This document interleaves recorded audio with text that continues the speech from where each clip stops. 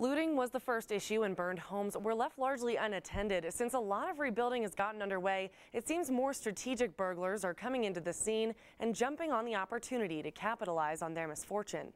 June 26, 2012, a community's outlook changed. You think, well, there's so much space between these houses.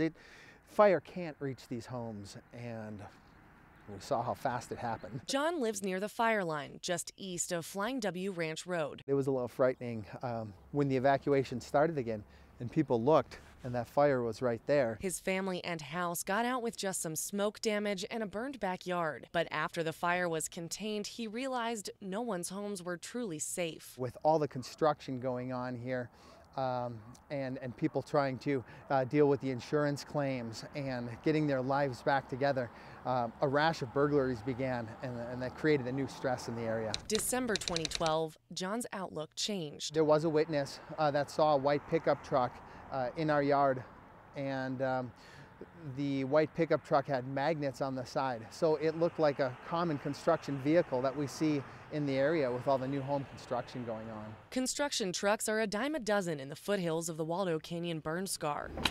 The robbers taking advantage of the bustle, using it as their camouflage.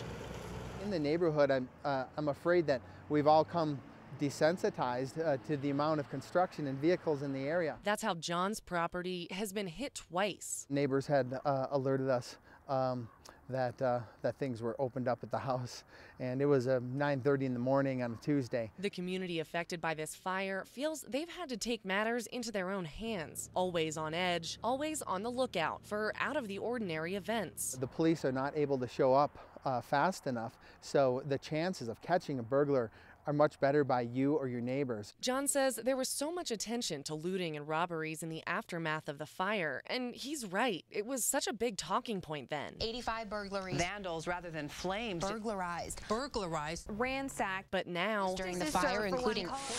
there's barely any attention, and still just as many strangers in the area.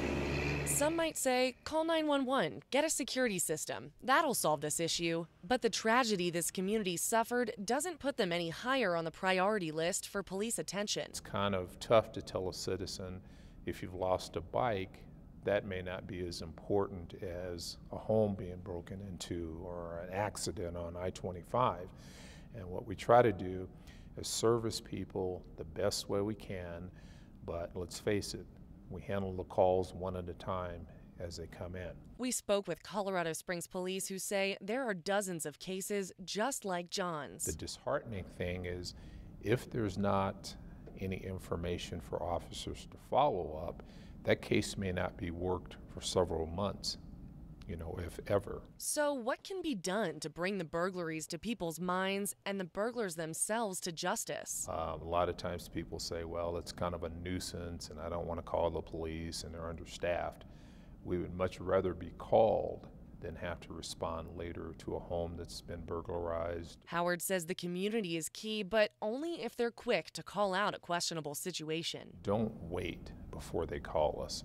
A lot of people think, well, that vehicle didn't look right or that truck didn't look right, and they wait several minutes to hours later to report it. By that time, the person's long gone. Howard added the number of burglaries has slowed in the last few months, only 3 or 4 in the areas damaged by the fire since December. And just because they're not as often as more people move back in, everyone should remain vigilant and watch over their neighbors.